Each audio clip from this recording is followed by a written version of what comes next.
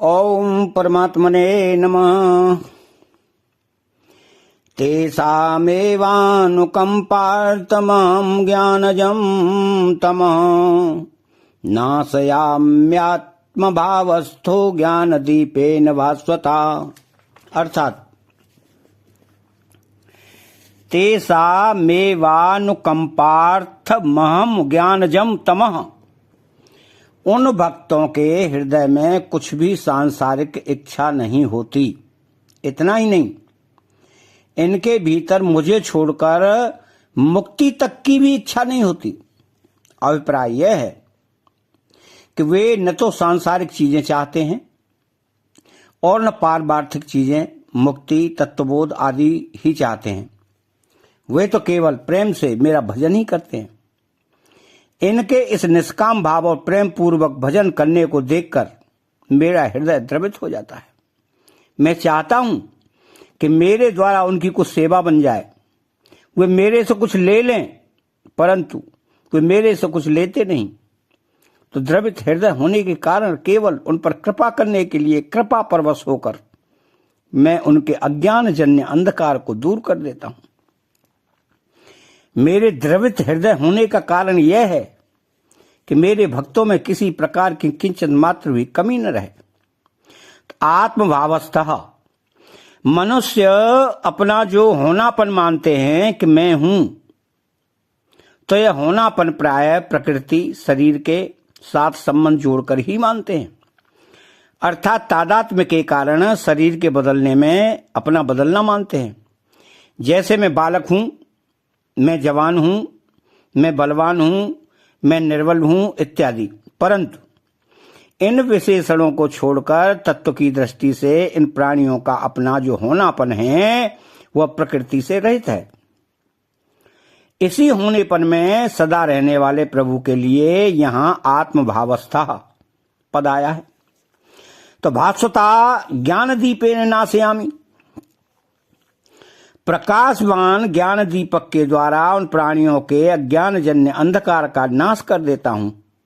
तात्पर्य है कि जिस अज्ञान के कारण मैं कौन हूं, मेरा स्वरूप क्या है, ऐसा जो अनजानपना रहता है, उस अज्ञान का मैं नाश कर देता हूं, अर्थात तत्वबोध करा देता हूं। तो जिस तत्वबोध की महिमा शास्त्रों में गाई गई है, उसके लिए उनको श्रवण, मनन, निधिध्यासन आदि साधन नहीं करने पड़ते, कोई परिश्रम नहीं करना पड़ता। प्रत्युत में स्वयं उनको तत्वबोध करा देता हूं। अब इसमें विशेष बात यह है कि भक्त जब अनन्य भाव से केवल भगवान में लगे रहते हैं, तब सांसारिक सिद्धि असिद्धि में सम रहना, यह समता भी भगवान देते हैं। और जिसके समान पवित्र कोई नहीं है, वह तत्वबोध, स्वरूप ज्ञान भी भगवान स्वयं दे देते हैं। तो भगवान के स्वयं देने का तात्पर्य है कि भक्तों को इनके लिए इच्छा और प्रयत्न नहीं करना पड़ता। प्रत्युत भगवत कृपा से उनमें समता स्वतः आ जाती है, उनको तत्वबोध स्वतः हो जाता है। कारण कि जहां भक्ति रूपी माँ होगी, वहां उसके वैराग्य और ज्ञान रूपी बेटे रहेंगे ही। इसलिए भक्ति के आने पर समता, संसार से वैराग्य और अपने स्वरूप का बोध, ये दोनों स्वतः आ जाते हैं। तात्पर्य इसका यह है कि जो साधन जन्य पूर्णता होती है, उसकी उपेक्षा भगवान द्वारा की हुई पूर्णता बहुत विलक्षण होती है। इसमें अपूर्णता की गंध भी नहीं रहती। तो जैसे भगवान अनन्य भाव से भजन करने वाले भक्तों का योगक्षेम वहन करते हैं, ऐसे ही जो केवल भगवान के ही परायण हैं, ऐसे प्रेमी भक्तों को उनके न चाहने पर भी और उनके किए कुछ भी बाकी न रहने पर भी भगवान समता और तत्वबोध देते हैं। यह सब देने पर भी भगवान उन भक्तों के ऋणी ही बने रहते हैं।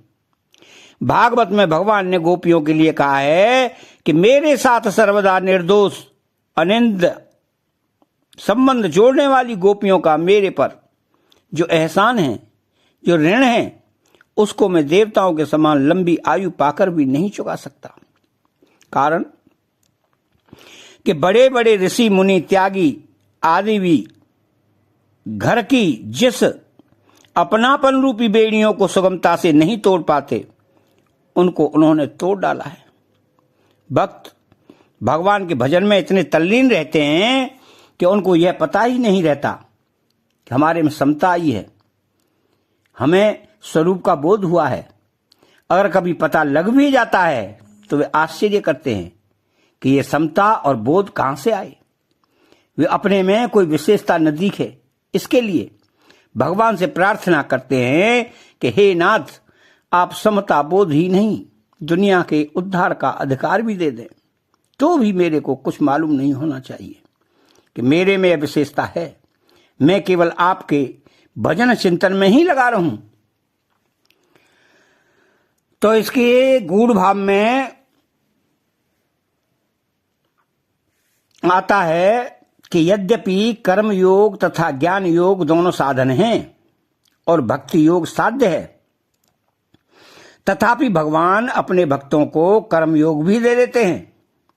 तदामी बुद्धि योगम तम, और ज्ञान योग भी दे देते हैं। ज्ञान दीपेन भास्वता, अपरा और परा दोनों प्रकृतियां भगवान की ही हैं।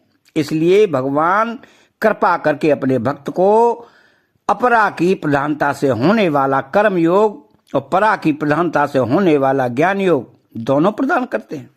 अतः भक्त को कर्मयोग का प्रापणीय तत्व निष्काम भाव और ज्ञान योग का प्रापणीय तत्व स्वरूप बोध दोनों ही सुगमता से प्राप्त हो जाते हैं।